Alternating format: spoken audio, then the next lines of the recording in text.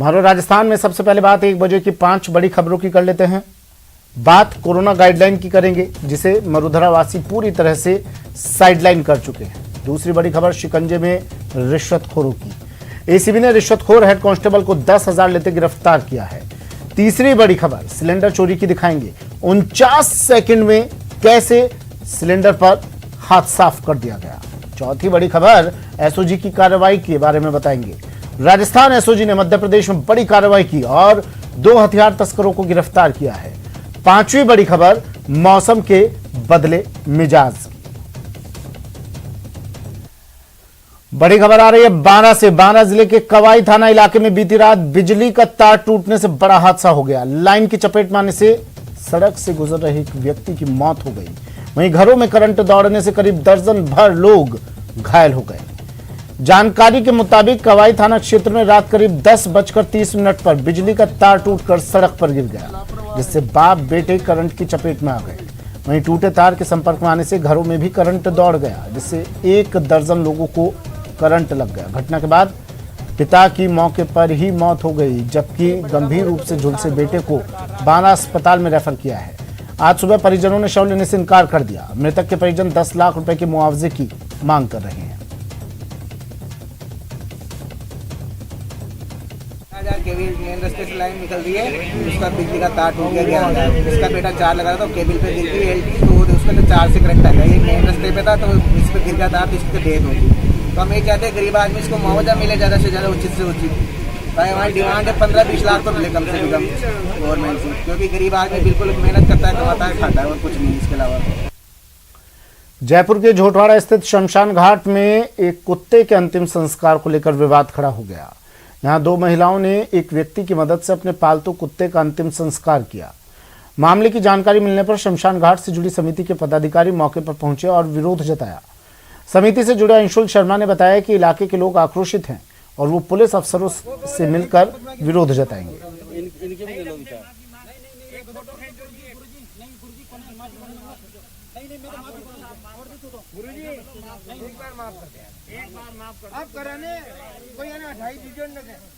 गलत तरीका है ये, जहाँ पे मनुष्य का अंतिम संस्कार किया जाना चाहिए शमशान भूमि में, तो जहाँ पे बिल्कुल हिंदू रीति रिवाज से उसका संस्कार करते हैं सभी धर्मों के लोग। वहाँ पे आप मतलब 2 महिलाएं आई और झोटवाड़ा शमशान में उन्होंने अपने कुत्ते का वहाँ पे अंतिम संस्कार किया जिस जगह पे, तो ये गलत है।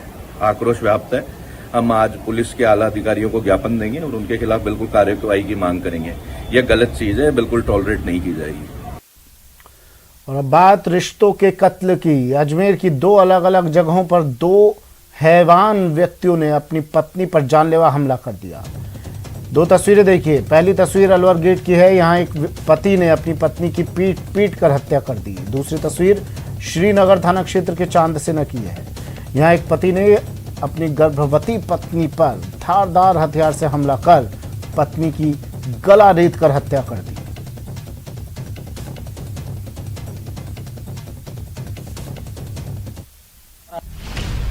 कहीं रिश्तों को लगी जंग, क्यों सोच हो गई तंग, दरक रही रिश्तों की दीवार, इंसानियत शर्मसार। मेरी मम्मी को इतना बुरा मारा 1 घंटे तक। उसके बाद है ना मेरी मम्मी को बाहर भेजने लग गया। वो ना मेरी मम्मी का मुंह दबोचने लग गया, तो मैंने बचाया तो मेरे को मारने लग गया। दर्द और बेबसी में डूबी ये आवाज उस बच्ची की है जिसकी माँ उसके पिता की वहशत की भेंट चढ़ गई और एक बेटी अपनी माँ की ममता से हमेशा के लिए महरूम हो गई। बच्ची के पिता नितिन उर्फ राहुल का शनिवार रात अपनी पत्नी वर्षा से झगड़ा हुआ। गुस्से में आकर नितिन ने वर्षा और बेटी प्रतिज्ञा की बेल्ट से बेरहमी से पिटाई की, जिसके बाद पत्नी की हालत बिगड़ गई। उसकी चीख पुकार सुनकर आस पड़ोस के लोगों के आ जाने से नितिन घबराकर वर्षा को अजमेर के JLN हॉस्पिटल लेकर पहुंचा, लेकिन डॉक्टरों ने वर्षा को मृत घोषित कर दिया। मिली जानकारी के मुताबिक वर्षा की 10 साल पहले भूपेंद्र सिंह से शादी हुई थी।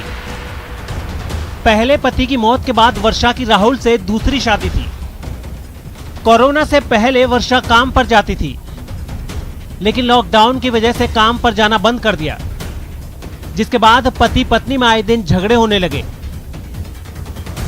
लेकिन इस बार झगड़े की हद हो गई। पत्नी की हत्या के बाद राहुल कानून से छिपता फिर रहा है। और जिसमें बोर्ड द्वारा पोस्टमार्टम करा रहे हैं और शीघ्र ही मुलजिम को गिरफ्तार करेंगे। रहने वाली है थी? ये खास रहने वाली महाराष्ट्र की थी, जिसकी बहन से भी संपर्क किया गया। काजल नामक बहन है इसकी, जो गोरेगांव ईस्ट बॉम्बे में रहती है, जिसने बताया कि हम वहाँ नहीं आ सकते। उसकी धर्म की बहन है रेखा, जिसके लाश से जो अंतिम क्रियाक्रम को सुपुर्द कर देंगे। दूसरी सनसनीखेज वारदात श्रीनगर थाना क्षेत्र के चांदसेन गांव में हुई, जहां कलयुगी पति ने अपनी 7 महीने की गर्भवती पत्नी का धारदार हथियार से बेरहमी से गला रेत दिया और बाद में खुद ने भी कीटनाशक खाकर जान देने की कोशिश की। फिलहाल आरोपी पति का अजमेर के JLN अस्पताल में इलाज हो रहा है। हत्या की वजह घरेलू कलह बताई जा रही है। चांदसेन गांव में एक 30 वर्ष की महिला जिसका नाम ममता है, उसकी किसी ने गला काट के हत्या कर दी। तो प्रथम दृष्टया पति पे शक जाहिर कर रहे हैं लोग। पति को भी, उसने भी जहर खा लिया, वो भी JLN में भर्ती है। भले ही पति के हाथों पत्नी की हत्या पुलिस के लिए एक केस हो, लेकिन रिश्तों के खून ने लोगों को झकझोर कर रख दिया है। सवाल यही है, क्या इंसान पर गुस्सा इस कदर हावी हो जाता है कि वो अपनों का ही कत्ल करने पर आमादा हो जाता है। न्यूज 18 राजस्थान के लिए अजमेर से अभिजीत दवे की रिपोर्ट। खबर कोटा से। कोटा में ऑटो से सिलेंडर चोरी की घटना सामने आई है। गैस एजेंसी के ऑटो से सिलेंडर चोरी किए गए और ये पूरी घटना एक सीसीटीवी में, वहां लगे सीसीटीवी में कैद हो गई। गैस एजेंसी के ऑटो से सिलेंडर चोरी करता है इस युवक को देखिए। चोरी की तस्वीर सीसीटीवी में रिकॉर्ड। स्कूटी सवार युवक वहां आता है, स्कूटी साइड में लगाता है और फिर ऑटो में रखे हुए सिलेंडरों में से एक सिलेंडर उठाकर स्कूटी में रख वहां से आराम से निकल जाता है। कैथुनी पोल थाने में अब ये मामला दर्ज करवा दिया गया है। चोरों के हौसले इस कदर बुलंद हो गए हैं कोटा में कि आए दिन चोरी की वारदात को अंजाम देकर आसानी से निकल जाते हैं। ये ताजा मामला कैथुनी पोल इलाके का है, जहां एक चोर दिन दहाड़े बेखौफ होकर गैस सिलेंडर चुराने की वारदात को अंजाम दिया और फरार हो गया। कल दोपहर को हुई इस चोरी की वारदात पास लगे सीसीटीवी में कैद हो गई। तस्वीरों में देखिए, ये स्कूटी सवार आता है, मौका देकर सिलेंडर उठाकर वहां से निकल जाता है। अब पीड़ित गैस एजेंसी के कर्मचारी ने कैथुनी पोल थाने में मामला दर्ज करवाया है।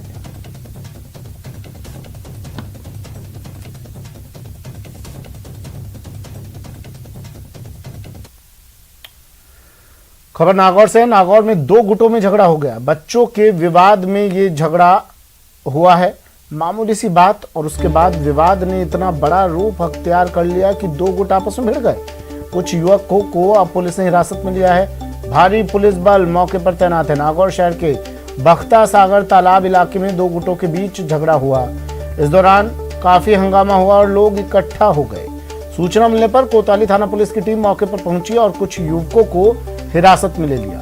दोनों पक्षों के बीच विवाद ना बढ़े, इसके लिए मौके पर पुलिस तैनात कर दी गई। पुलिस जाब्ते में महिला कांस्टेबलों को भी तैनात किया गया। साथ ही कोतवाली थानाधिकारी और सदर थानाधिकारी भी मौके पर मौजूद रहे।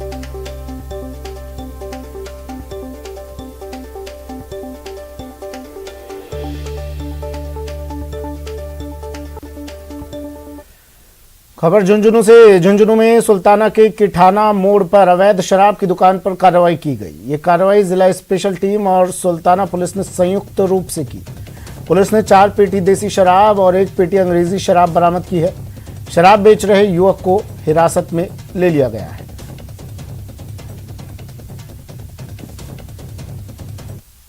श्रीमान पुलिस अधीक्षक जिला झुंझुनू द्वारा चलाए जा रहे अवैध ब्रांचों के खिलाफ अभियान में श्रीमान सीओ साहब चिड़ावा के निर्देशन में श्रीमान SHO साहब चिड़ावा के निकट संवेदन में सुल्ताना बाईपास किठाना रोड पर अवैध ब्रांच पर कार्रवाई की गई, जिसमें 4 पेटी देसी व 1 पेटी अंग्रेजी की शराब वो जब्त कर मुलजिम को गिरफ्तार किया गया। झालावाड़ जिले में लगातार चोरों के हौसले बुलंद होते जा रहे हैं। देर रात जिले के झालरापाटन पुलिस थाने के पास कल्पतरु जैन नसियाजी मंदिर को चोरों ने निशाना बना लिया। चोरों ने मंदिर से अष्ट धातु की भगवान महावीर स्वामी की मूर्ति और चांदी के कलश और छत्र पर हाथ साफ कर दिया और फिर मौके से फरार हो गए। सुबह मामले की जानकारी मिलने पर जैन समाज के लोग और मंदिर समिति के पदाधिकारी भी मौके पर पहुंचे, जिसके बाद इसकी जानकारी पुलिस को दी गई। पुलिस ने मामला दर्ज कर चोरों की तलाश शुरू कर दी है।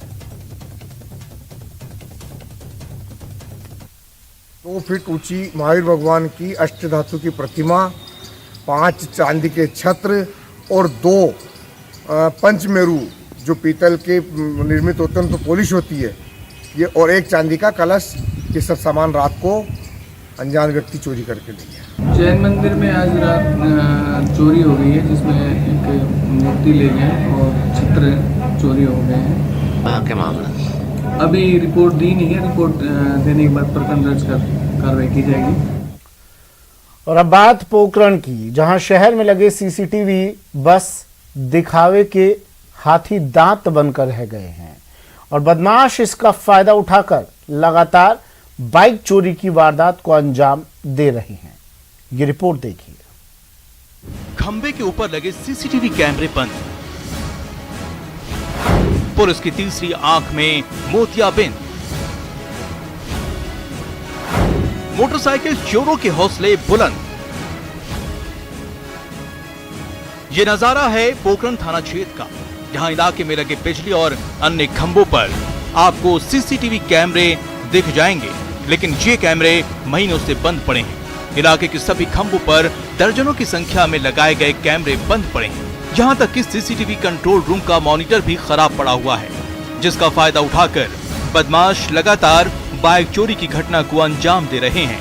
घटना के बाद पुलिस को जांच के दौरान निजी मकानों में लगे सीसीटीवी कैमरे की मदद लेनी पड़ रही है। वहीं इस मसले पर पोखरण थाने को कोई भी अधिकारी बोलने को तैयार नहीं है। शहर में मई के अंतिम सप्ताह और जून के पहले वीक में दर्जनों बाइक चोरी की घटनाएं हुई हैं और बदमाश अभी तक पुलिस की पहुंच से दूर है। पुलिस की तीसरी आंख में प्रशासनिक लापरवाही की वजह से आई खराबी का फायदा बाइक चोर उठा रहे हैं और हाल के दिनों में चोरों के हौसले इतने बुलंद हैं कि वो दिन दहाड़े बाइक चोरी की घटना को अंजाम दे रहे हैं। वहीं दूसरी ओर चोरी की घटनाओं को लेकर शहरवासियों में दहशत का माहौल है। सनवाल, न्यूज़ 18 राजस्थान, पोखरण। और अब बात आग के तांडव की, जो इन 2 तस्वीरों में साफ साफ दिखाई दे रही है। एक तरफ कोटपुतली में आग की चपेट में आकर झाड़ियां धू धू कर जल गई और दूसरी तरफ प्रतापगढ़ में आग से झोपड़ी जलकर स्वाहा हो गई। ये 2 तस्वीरें टीवी स्क्रीन पर आग का तांडव।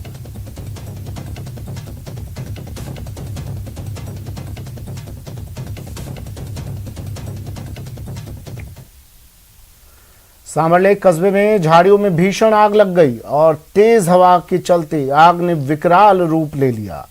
फायर ब्रिगेड ने कड़ी मशक्कत के बाद आग पर काबू पाया। जहां तक नजर जा रही थी वहां तक आग की लपटें नजर आ रही थी। इन लपटों को देखकर ऐसा लग रहा था मानो ये सब कुछ जलाकर खाक कर देंगे। दहशत से भर देने वाली ये तस्वीरें कोटपुतली के सांभरलेक कस्बे से आई हैं। बताया जा रहा है कि सांभरलेक कस्बे में रविवार की देर रात अज्ञात नरेना रोड स्थित मालियों की धर्मशाला के पीछे झाड़ियों में भीषण आग लग गई। तेज हवा की वजह से इस आग ने देखते ही देखते विकराल रूप ले लिया। इस आग को बढ़ते देख आसपास के कॉलोनियों के लोग दहशत में आ गए और लोग घरों से निकलकर आग बुझाने की कोशिश में लग गए। पहले तो लोगों को लगा कि झाड़ियों की आग को वो अपनी कोशिश से बुझा लेंगे, लेकिन कुछ ही देर में उन्हें अंदाजा हो गया कि इस आग पर काबू पाना इतना आसान नहीं है। लिहाजा इन लोगों ने फायर ब्रिगेड को खबर दी और फिर फुलेरा से फायर ब्रिगेड की गाड़ी यहां पहुंची। यहां पहुंचने के बाद फायर ब्रिगेड की टीम ने आग बुझाने की कोशिशें शुरू की और बड़ी मशक्कत के बाद उन्होंने आग पर काबू भी पा लिया। इस आग की वजह से पूरे इलाके में दहशत तो जरूर फैल गई थी, लेकिन गनीमत यही रही कि इस आग की वजह से किसी को कोई चोट नहीं आई। वहीं दूसरी खबर प्रतापगढ़ के अरनोद उपखंड से है। फरेड़ी गांव में कुएं से गुजर रही 33 केवी लाइन फॉल्ट होने से झोपड़ी में आग लग गई, जिससे झोपड़ी में रखा सभी सामान जलकर खाक हो गया।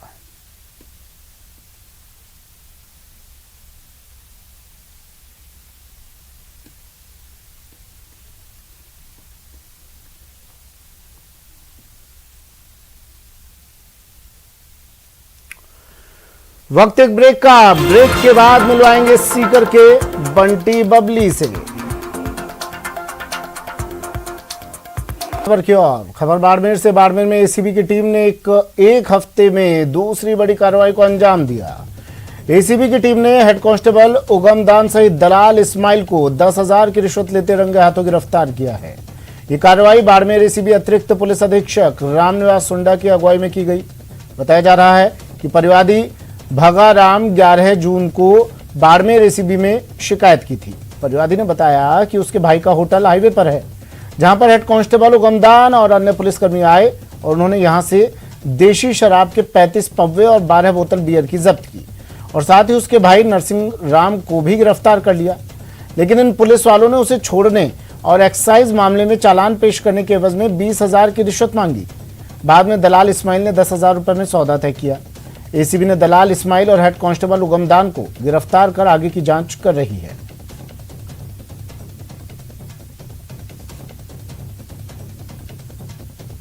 जैसे तैसे पासपोर्ट को मेरे पास पैसा नहीं तो कोई दिक्कत नहीं, तो सुबह जल्दी आ जाना। सुबह इसकी होटल के इस्माइल पहले से मौके पे था, इसको बुलाया और वहाँ इसने इसको 10,000 रुपये दिए और तो चलो थाने चलते हैं। इसी दौरान इसने इशारा किया तो हमने उसको रंगे हाथ गिरफ्तार कर लिया। फिर इससे बात करवाई तो दुकानदार ने कहा कि मैं बार आपको फ़ोन कर रहा हूँ, फटाफट थाने आ जाओ, फ़ोन काट दिया। इस पर फिर हमारी टीम में से 2 लोगों को पहले से मामूल किया होता। ठगी के लिए शातिरों के कई तरह के हथकंडे अपनाने के बारे में आपने देखा और सुना होगा, लेकिन सीकर पुलिस की गिरफ्त में आए 2 शातिरों ने ठगी करने के लिए ऐसा तरीका इस्तेमाल किया जिसके बारे में आपने ना तो कभी सुना होगा और ना ही देखा होगा। 2 शातिर बहुरूपिया की चाल, कईयों को जाल में फंसाकर बनाया कंगाल। पति पत्नी बनकर की ठगी, कानून की गिरफ्त में आए 2 शातिर को गौर से देखिए। पति पत्नी बनकर दोनों ने कई लोगों को अपनी ठगी का शिकार बनाया, लेकिन जब दोनों का सच सामने आया तो पुलिस भी हैरान रह गई। पहली नजर में आपको भी लग रहा होगा कि दोनों रियल लाइफ का बबली और बंटी है, लेकिन दोनों की असलियत से जब आप पूरी तरह से वाकिफ होंगे तो यकीन मानिए आप भी चौंक जाएंगे। दरअसल सीकर के दाता रामगढ़ इलाके में दोनों पति पत्नी बनकर किराए के मकान में रहने लगे और किसी को अपनी असलियत की भनक तक नहीं लगने दी। और फिर दोनों ने किसी प्रोजेक्ट में निवेश करवाने के बहाने कई लोगों से लाखों रुपए ठगी कर फरार हो गए। एक पीड़ित की शिकायत पर पुलिस ने गुजरात के मेहसाणा से दोनों को गिरफ्तार किया तो पुलिस भी हैरान रह गई। जिस पर परिवादी की रिपोर्ट पर प्रकरण दर्ज किया गया और दोनों की तलाश हेतु गुजरात मेहसाणा से टीम भेजी गई। जो टीम गई मेहसाणा से, दोनों रितु पटेल व दर्शना पंडित को वास्ते पूछताछ लेकर हमरा लेकर थाने पर आए। पूछताछ के दौरान पाया कि जो रितु पटेल है वो उसका महिला होने के संबंध में संदिग्ध लगी कि वो पुरुष नहीं होकर महिला है, जिस पर उच्च अधिकारियों का अवगत कराया जाकर मेडिकल बोर्ड का गठन किया जाकर रितु पटेल का मेडिकल करवाया गया तो रितु पटेल का महिला होना पाया गया। तो सुना आपने, दोनों ही शातिर महिला हैं, जिसमें एक का नाम दर्शना पंडित है जबकि पुरुष का वेशभूषा में नजर आ रही दूसरी शातिर का नाम रितुबेन पटेल है, जो रितु भाई पटेल बनकर रह रही थी। दोनों के बारे में पुलिस ने तफ्तीश की तो पता चला कि दोनों शातिर महिला ने मिलकर देश भर में कई ठगी की वारदात को अंजाम दिया है। जो दोनों पति पत्नी के रूप में रह रहे थे तथा पति पत्नी के रूप में रहकर देश के विभिन्न भागों में कई लोगों से धोखाधड़ी करने की बात भी सामने आई, जिसमें पूछताछ से उत्तराखंड, जयपुर, सीकर, मेहसाणा, महाराष्ट्र आदि जगह इन्होंने कई लोगों से धोखाधड़ी करने की बातें सामने आई है, जिनसे अभी पूछताछ की जा रही है। दोनों को गिरफ्तार कर न्यायालय में पेश किया गया है और न्यायालय से 2 दिन का पुलिस प्रोडक्शन प्राप्त किया गया है। दोनों शातिर महिला से पुलिस पूछताछ कर यह पता लगाने की कोशिश कर रही है कि दोनों ने कितने लोगों को अपनी ठगी का शिकार बनाया। न्यूज़ 18 राजस्थान के लिए सीकर से संदीप कुमार की रिपोर्ट। खबर कोटा से। कोटा में दिन दहाड़े फायरिंग की गई। छावनी इलाके में फायरिंग की वारदात को अंजाम दिया गया। ये तस्वीरें देखिए, सीसीटीवी में कैद ये तस्वीरें आढ़त व्यापारी पर ये फायरिंग की गई। वारदात सीसीटीवी में रिकॉर्ड हो गई। निशाना चूकने से ये व्यापारी हालांकि बाल बाल बच गया। छावनी निवासी कैलाश, 2 बाइक सवार आधा दर्जन। छावनी निवासी कैलाश पर यह फायरिंग की गई थी, लेकिन निशाना चूका और कैलाश बच गया। 2 बाइक सवार आधा दर्जन बदमाशों ने इस वारदात को अंजाम दिया। फायरिंग करने के कारणों का फिलहाल खुलासा नहीं हो पाया। गुमानपुरा थाना पुलिस पूरे मामले की जांच में जुट गई है और आरोपियों की तलाश की जा रही है। कोटा के गुमानपुरा थाना क्षेत्र में व्यापारी पर फायरिंग करने का मामला सामने आया है। फल फ्रूट सब्जी मंडी में फ्रूट का व्यापार करने वाला व्यापारी कैलाश मीणा पर दिन दहाड़े बाइक सवार कुछ युवकों ने अंधाधुंध फायरिंग की और वहां से फरार हो गए। तस्वीरें देखिए, सीसीटीवी में कैद ये तस्वीरें। ये 2 बाइक सवार वहां पहुंचे, बंदूक निकाली और धाएं धाएं। आधा दर्जन बदमाश यहां पर आते हैं, बाइकों पर सवार होकर व्यापारी को मारने की कोशिश करते हैं, लेकिन व्यापारी बाल बाल बच गया। लेकिन ये बदमाश वहां से दिन दहाड़े फायरिंग कर फरार हो गए। अब पुलिस इनकी तलाश कर रही है। फल सब्जी मंडी में हड़कंप मच गया इस वारदात के बाद। व्यापारियों की सूचना पर गुमानपुरा थाना पुलिस मौके पर पहुंची और आला अधिकारियों के साथ पुलिस थानाधिकारी भी पहुंचे। जानकारी ली जा रही है, सीसीटीवी फुटेज खंगाली जा रही है, पता किया जा रहा है। व्यापारी का कहना है कि पुरानी रंजिश के कारण ये फायरिंग की गई। वारदात अब सीसीटीवी में कैद हो गई है। पुलिस जांच नाकाबंदी करवाकर तलाश कर रही है।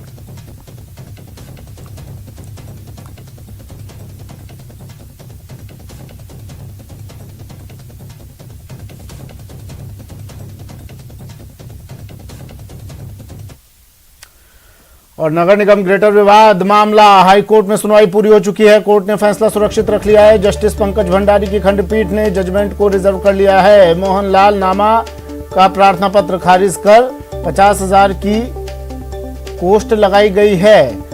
निलंबित मेयर सौम्या गुर्जर की याचिका पर सुनवाई हुई। गुर्जर ने याचिका लगाकर निलंबन को चुनौती दी है। स्वायत्त शासन विभाग ने मेयर सहित 3 पार्षदों को निलंबित किया था और इसके खिलाफ सौम्या गुर्जर हाईकोर्ट पहुंची। सुनवाई पूरी हो चुकी है और फैसला सुरक्षित रख लिया गया है।